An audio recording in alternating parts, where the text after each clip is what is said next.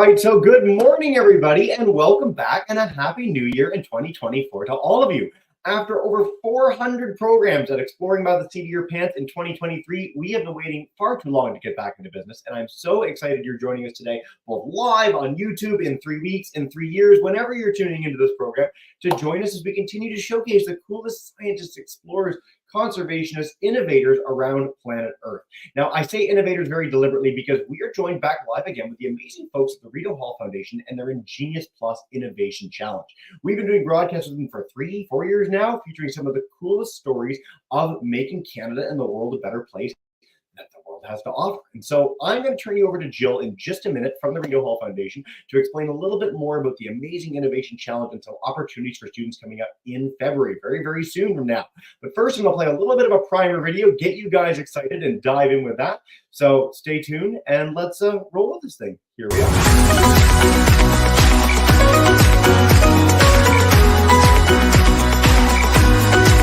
I want to see myself a part of the solutions instead of sitting back waiting for other people to get there.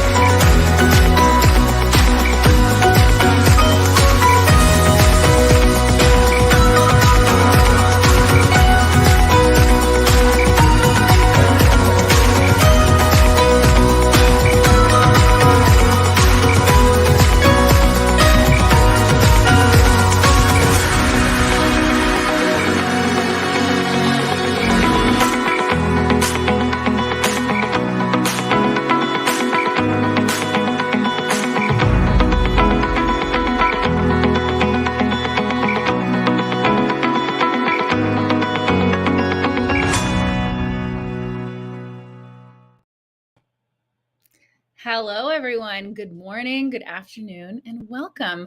I am Jill Clark with the Rito Hall Foundation, and we are very pleased to be bringing you the 3rd annual Ingenious Plus Youth Innovation Challenge. So we are very lucky to have some incredible speakers with us here today, a Governor General's Innovation Award winner, as well as an Ingenious Plus National winner.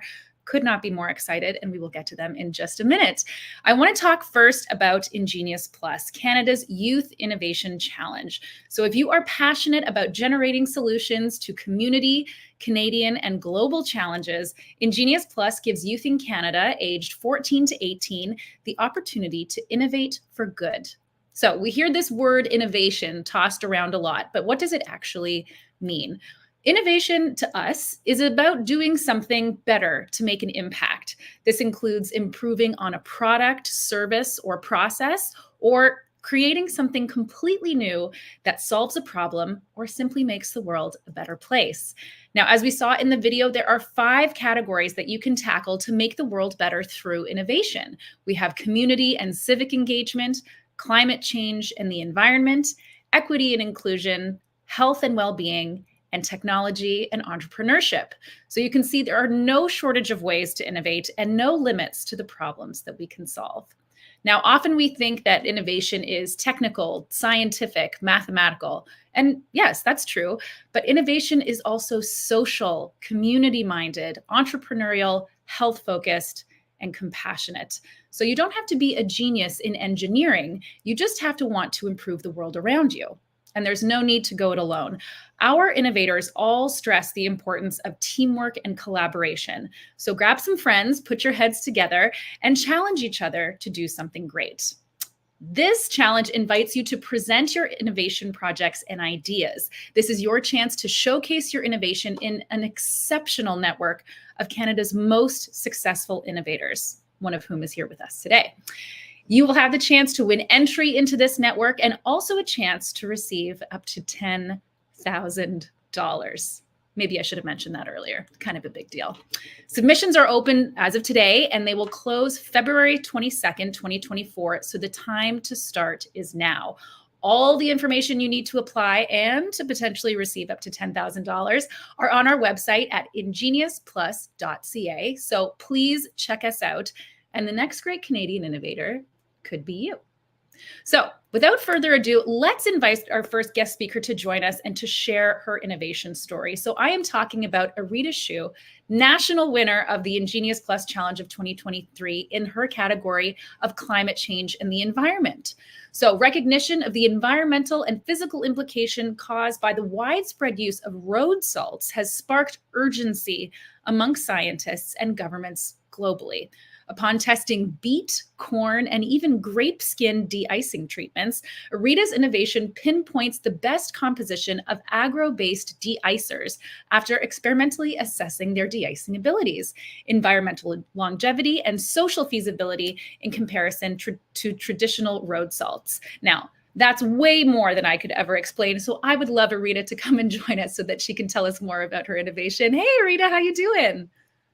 Good. How are you? Good. I'm so happy that you're here with us. Thank you so much. I know you're very, very busy, but we would love to hear more about your agro-based de-icers. And I know, especially where I am right now, it's very chilly, starting to get very icy. So this is a very timely conversation for us to have. So give us your elevator pitch. Tell us about your innovation. Yeah, of course. So growing up in Canada, salting winter roads is an unquestioned routine. But when I came across an article of scientists using fermented food waste to mitigate the amount of salt that we need to use and thus its environmental impact, I was completely fascinated because it wasn't something that I heard about earlier. So that's what really sparked the idea. And I ended up going into different journals to see if this was really something that is a really big topic. And I found that a lot of different food products have been tested, from like coffee to cheese to grape skin, beet, and corn, which were the ones I tested. It really seemed like the world was my oyster.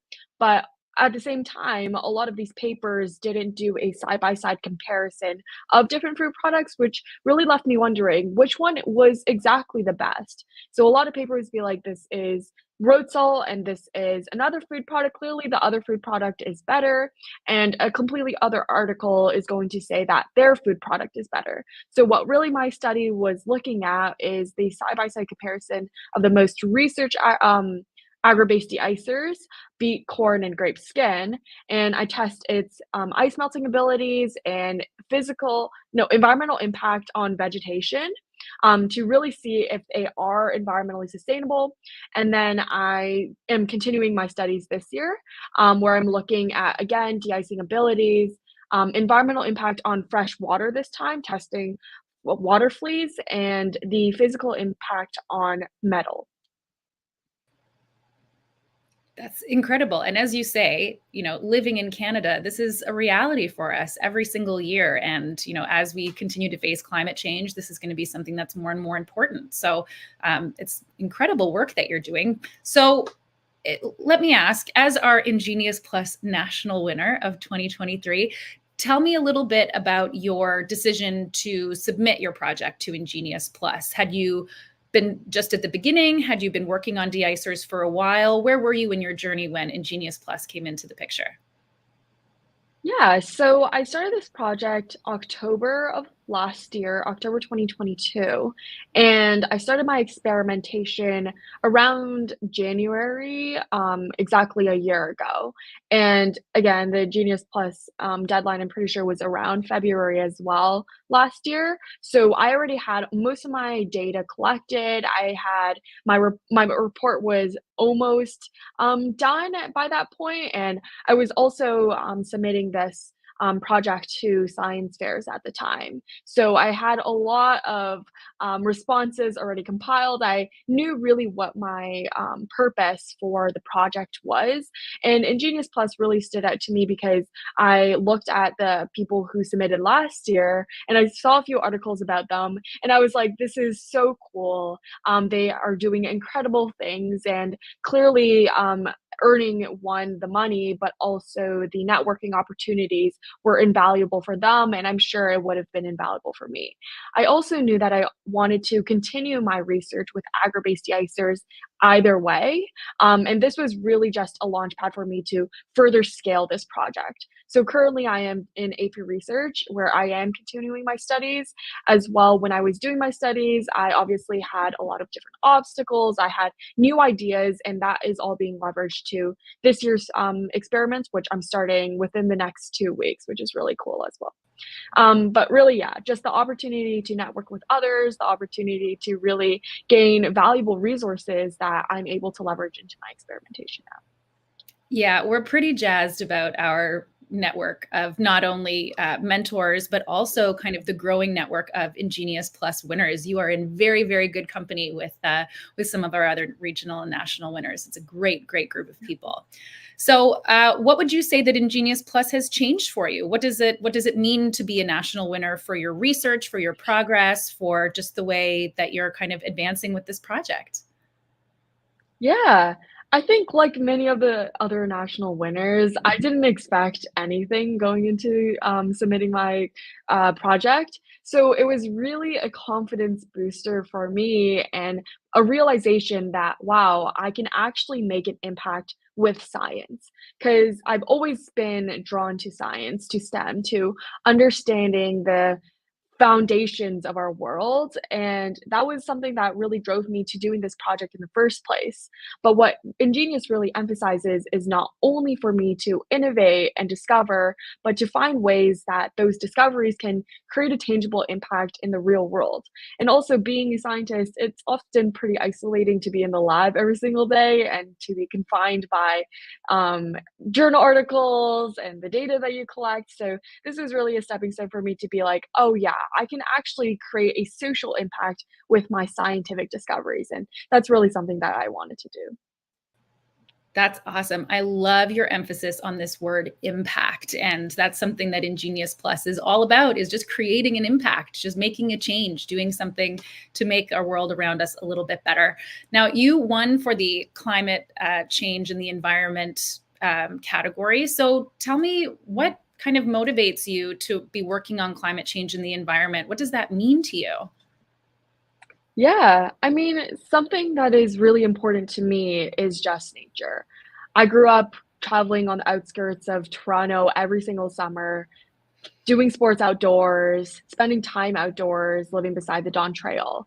And that was something that was really, really important to me. My grandparents had a garden. My family has a really big garden even now. And that's just something that really means a lot to me. But obviously, growing up in the bustling city of Toronto as well, I've been exposed to the environmental implications of pollution, of consumption, of urban sprawl. And those were all problems that really hit home to me, especially going into high school when I started to take more senior science courses, started to understand the world a bit more. So that was really what drives me to conduct scientific sustainability research.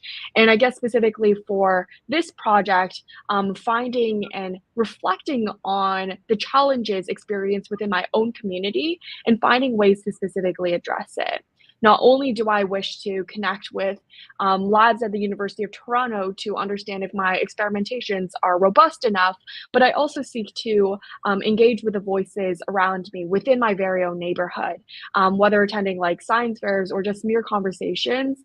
Those perspectives have been really integral to what I do with my research and what I do with my agri-based de-icers, understanding these are what people really want to find within a de-icer, and how can I develop concentrations that really address it. That's so cool. I love how you kind of start on this very small scale of your community, your grandparents' backyard, the people who love the Don Trail, the people who love, being in nature around a big city. And now this is spreading onto a national scale. So it's so cool that you can start with community and it can grow outwards into something that is just so making so much of a bigger impact. I think that's so awesome. Okay. So if I am someone who maybe has an idea, or I'm kind of working down the road of my innovation journey, and I know that I have a month or so before the Ingenious Plus deadline, what kind of words of encouragement would you give to me or other young people who are looking to maybe submit but don't really know, don't necessarily have the confidence yet that you do? How would you encourage me to get involved with Ingenious Plus? Yeah, 100% just go for it, because you don't know what the results will be if you don't try in the first place. And I think that's something that I really wanted to do when I first applied as well. I didn't think I would win. My report wasn't fully completed yet. I still had a few results to gather, so I was like, "Oh, maybe they won't really think that it works because I don't have the data for that yet." But it all works out at the end, and I think something really great about the application process as well is that it walks you through parts of, what makes an innovation, and what exactly is the impact that you want to create with your innovation.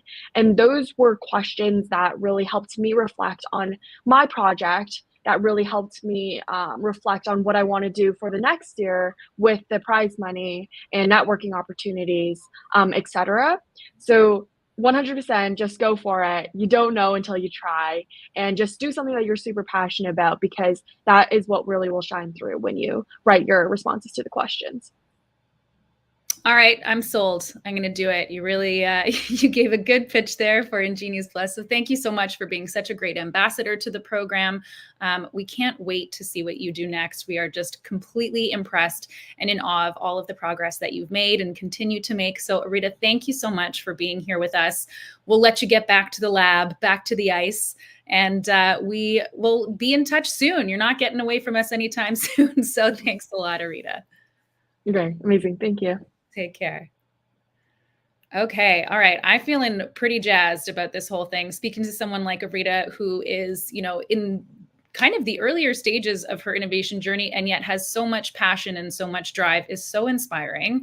I would like to turn now to one of our innovators, one of our network of incredible people that we have with Ingenious Plus, and who gives so generously of her time. Audra Renyi is with us today, our Governor General's Innovation Award winner from 2017. Audra is incredibly impressive. She co-founded Worldwide Hearing Foundation, which uses affordable technology, market incentives, and rapid training to help underprivileged people affected by hearing loss. She also is the founder and CEO of Ear Access, which is a for-profit social enterprise that aims to cut the price of hearing aids by 75%. Ear Access uses innovative distribution models to ensure hearing aids and related services are available to those who need them the most. Audra, I would love to welcome you and say hello. How are you? Hi, I'm well. Can you hear me? Absolutely. I can hear you very well. Yes. Lovely to be here. Thanks for inviting me to share a little bit about our story. Yes, we're always so grateful for the generosity that you have with your time with this program. And we know that you are such an inspiration to our growing network of young innovators. So I would love if you could share with us a little bit about Worldwide Hearing, what you're working on, and give us a little inspiration. Great, sure. So maybe just a little bit of background before I jump into it. So my personal connection to hearing loss is due to my father, my aunt. When my father was 9 and his sister was 7, they grew up in Romania and developed an ear infection, both of them. And that led to permanent severe hearing loss. So it's something that I grew up with in my family. I was keenly aware of how expensive hearing aids were because both my aunt and father had been wearing them for decades. But it's only about 12 years ago when I met the founding chairman of Worldwide Hearing, Claudio Busandri, that I realized how big a problem it was worldwide, how many children in particular are affected, and that what I just thought was a bit of a fluke in my family, something kind of an oddity that had happened, is actually a very widespread issue around the world. And also there's a huge lack of access to hearing aids, to rehabilitation. So that's how I got involved just over 12 years ago in hearing loss. Prior to that, I had studied in finance. I worked as an investment banker in New York. I had spent 2 years in Africa volunteering with different NGOs like Doctors Without Borders and in places like Chad and Kenya and Rwanda. So, but it's only really when I got involved with hearing loss that I would say I found my passion in life and what is my driving force in terms of having impact. So let me start with a quote by Helen Keller, whom you might know, was both deaf and blind. And she said that blindness separates us from things. Deafness separates us from people. Hearing loss is really about connecting with others. And I just want to tell you briefly about Claudio's story. So Claudio, when he was 5 years old and had just started grade 1, his teacher, who was a nun, told Claudio's mother, "I'm going to commit a mortal sin." So his mother said, "What do you mean a mortal sin?" She said, "Claudio is bright, but he's failing grade 1. So I'm gonna fake his grades so he can get into grade 2. But I think he's got a hearing problem, and I'd like you to get him tested at the hospital." So Claudio's mother gets her kid tested at the hospital and discovers that her son is profoundly hard of hearing. And by the way, it's quite typical that parents don't pick up on it because they have a special communication with their children that sometimes, is not oral or has different ways of communicating, so they don't pick up on their child's hearing loss. So following that, Claudio got a lot of support in terms of speech therapy, would always sit in the front row of his class, would get support from the teacher. He ended up finishing high school as a top provincial scholar in Quebec. And got into McGill University with a full scholarship in engineering. Well, his first year in engineering, his grades start plummeting. And so the bursary office calls him in and says, "Claudio, what's going on? You're a great student. What's going on?" He said, "Listen, I can't hear a thing. The acoustics are terrible in these rooms. The teachers, they turn their back to you and they mumble when you're writing on the board. I can't follow what's going on." And so they asked him, "What do you need?" And he said, "Well, I need hearing aids." But, this is about 55, 60 years ago. And he said, I can't afford them. His father had passed away when he was 14. His mother was a seamstress, didn't have money to pay for hearing aids. So 2 weeks later, they called him in and gave him a $500 check, which was a lot of money back then, to buy 2 hearing aids. And with that, he graduated with honors, ended up doing an MBA, had a very successful business career, and ended up as the CEO of an $8 billion pharmaceutical distribution company, McKesson, which is one of the largest companies in Canada. But he always says, if that teacher in grade 1 had failed me, my life would have taken a completely different path, and I would immediately have been labeled as a slow learner. And if McGill hadn't given me those hearing aids when I needed them most, again, my life would have taken a different path. So that's the importance of intervention at the right time. So just, quickly, kind of the big numbers. There are 1.5 billion people with hearing loss worldwide. 80% of them live in low and middle income countries, and currently fewer than 9% have access to hearing aids. So why is that? First of all, hearing aids remain unaffordable for most people. So they retail at about an average of $2,000 US per hearing aid. Some go up to $4,000 or more. And yet they cost as little as $50 to manufacture. So there's a huge discrepancy there. And the other issue is the lack of service and logistics. So just not enough audiologists to fit hearing aids. Guatemala is a good example where there's 1 audiologist for the entire country. Honduras has none. So this is really an issue. So our solution, and I wanted to share a little bit with you the context so you understand kind of the context of the problems and where our solutions came from. Worldwide Hearing is a nonprofit headquartered in Montreal, but that works globally. And we provide hearing aids and hearing care for children and young adults in underserved communities, mostly in low and middle income countries, but also we work in Indigenous communities in Canada. And we do that through a social enterprise model. What does that mean? That means that we find it's important that our partners on the ground in the countries in which we work charge something for the hearing aid. So it's not a pure donation. We ourselves donate the hearing aids, but they in turn charge something to generate revenue for the local partner, but also equally important so that the person receiving the hearing aids has participated in the cost. And we find that when people participate, they tend to use the hearing aids more, they take better care of them. And why our goal really ultimately is about outcomes. How do we have a powerful impact on poverty, mental health, and education for kids? As you can imagine, a child with mild hearing loss is already missing up to 50% of what their teacher says. So as I mentioned, our solution is really focused on affordable, high quality digital hearing aids that we provide at low cost, that we are able to source at low cost and provide to our partners.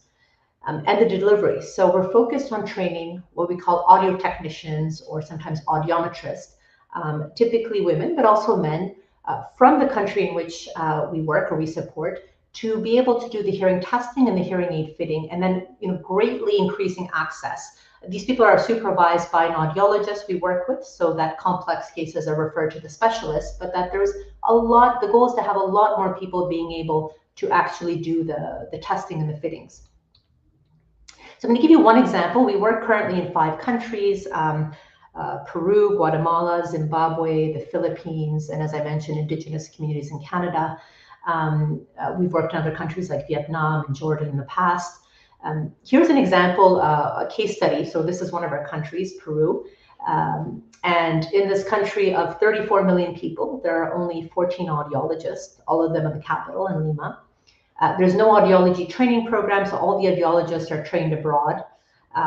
There are ear and hearing care policies. So there's a neonatal screening program for babies, but it's basically not being implemented. There's maybe 2 or 3 hospitals in the whole country, in the capital, that actually implement this program. And then very limited ear and hearing care services outside of Lima. So that's very typical of most countries and in low and middle income countries. So our partner, which is essentially an NGO we help support and incubate, called Oír para Crecer, was sort of, I would say, unofficially launched in 2016 and then was incorporated a few years later. And it has now become one of the leading pediatric referral centers in Peru.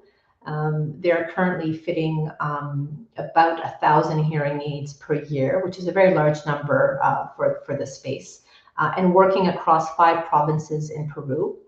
To date, they've fitted over 1,800 hearing aids, 84% of them on children. They've screened, now it's probably, these numbers are maybe a few months old, but they're closer to 85, 90,000 people screened. 96% of them are children that they've screened. So these are a lot of school children, children in communities. And they've also trained 286 people to perform audiometry and otoscopy, so hearing testing of different kinds. That's a very big number. So that's 286 people that received the training to be able to do the testing, and a subset of those to also be able to do hearing aid fitting. So that's the example of one of our partner countries. Some of the key lessons we've learned in that is really to put the patients at the center of the solution. That really means to design all your solutions with the beneficiary in mind. And I think as you're thinking about a lot of the innovations you want to create, it's really important to start with that point. How do you engage with your potential beneficiaries, customers, clients, whatever you want to call them, but basically from the get-go, and to empower local communities through training. Low tech, not all innovations have to be tech innovations. We are actually more in the sort of distribution innovation, the business model innovation, if you will, of how do you get these hearing aids that for all kinds of market reasons are very expensive to end users, but how do you then get them to these low and middle income countries in an affordable way?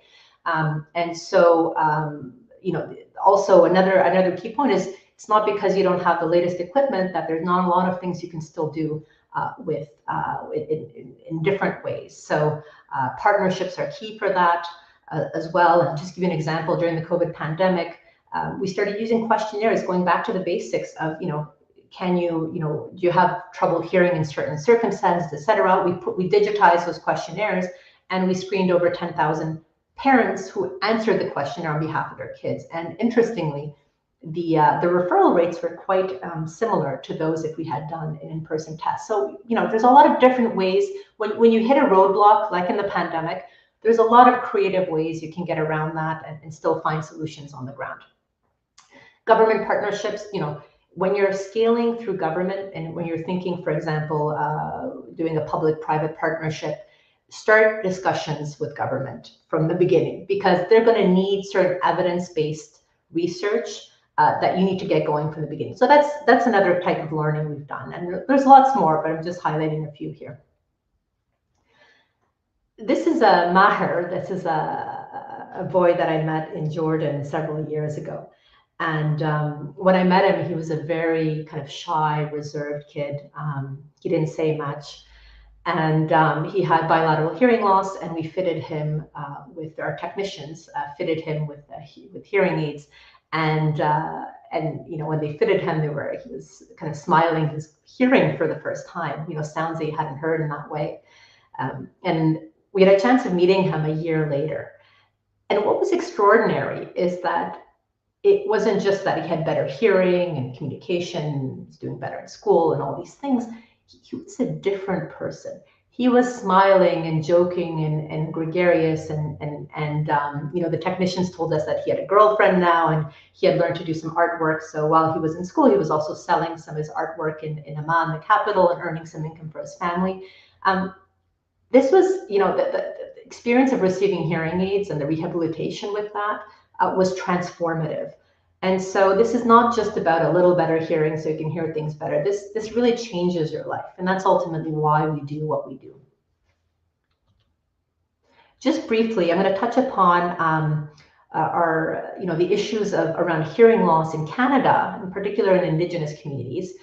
So in Inuit communities, in particular in Canada, there are some of the highest rates of hearing loss in the world. So some studies say anywhere between, we don't have great data, but it's anywhere between 20 to 60% of children at any given point in time have some hearing loss. So let's say on average about 30%. It's a real issue. And this compares to about 3% of children in the general Canadian population. And the causes, the number one cause is really chronic otitis media, which is chronic ear infections. So there seems to be a kind of genetic predisposition to ear infections.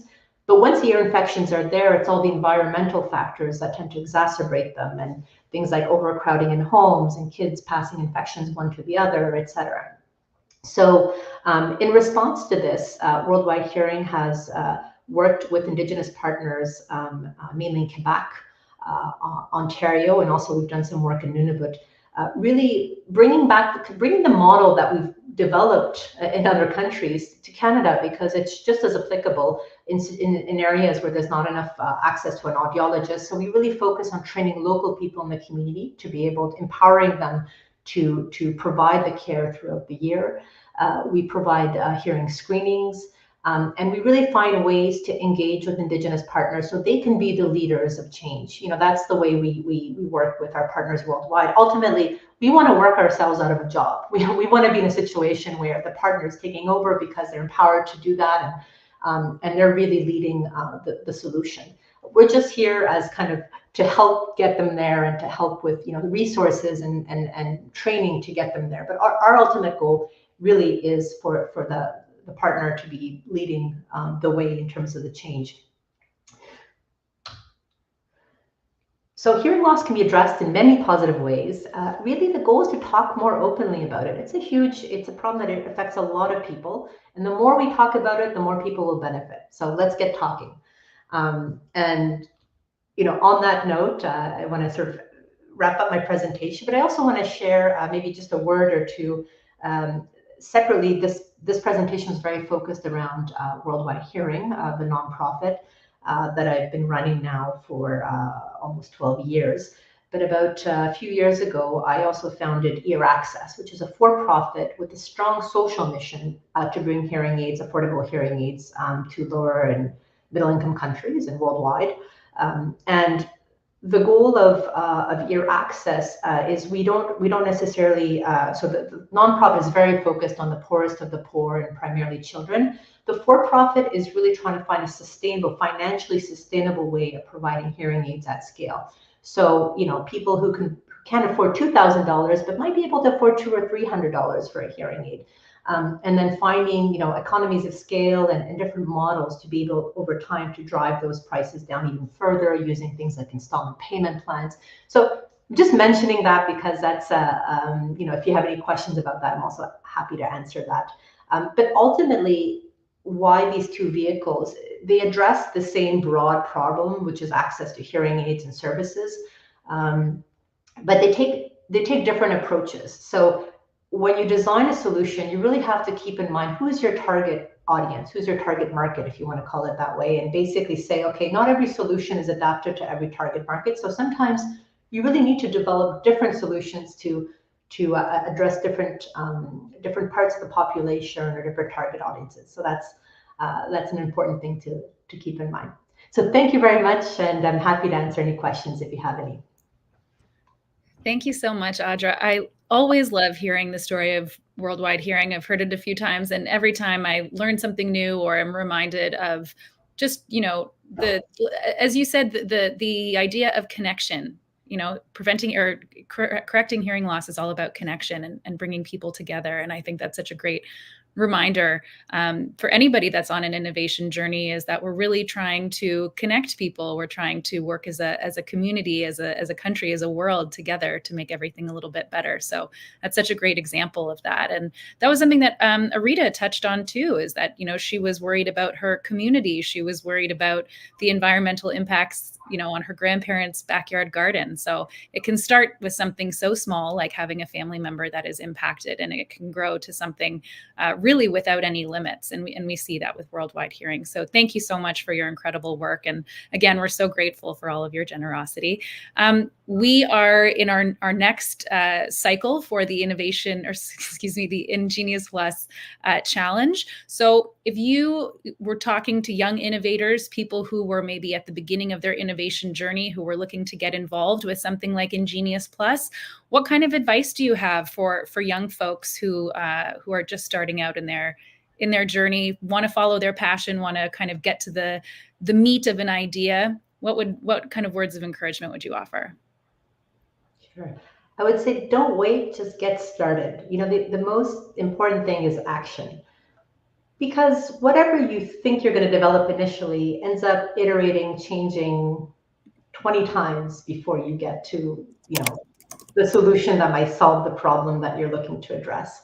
So the most important is to start small, but start, and don't wait to think about having that great, brilliant, big idea, because that's often not how innovation happens. It sort of happens with, you start doing, you start seeing the issues, you're saying, well, that doesn't work, but oh, that's interesting. That person said this about that, and that kind of leads you down the path of innovation. So that's really my biggest advice, is just to start somewhere. That's great. We have some questions coming in from the folks who are joining us on YouTube, which is so fun. Thank you, everybody who's joining us. And they want to know, I think you had mentioned maybe 12 years, but when exactly was Worldwide Hearing founded? This is a question from Daniela. Yeah, so it was founded in 2011. We, prior to Worldwide Hearing, so our organization is called Worldwide Hearing Foundation International. Mm-hmm. Prior to Worldwide Hearing Foundation International, there was a Worldwide Hearing Association based out of Geneva, but there was more of a membership-based organization. So it's really when our chairman, Claudio Busandri, joined, that he really started a separate entity called Worldwide Hearing Foundation International, which is headquartered in Canada and is really an operating NGO. Mm-hmm.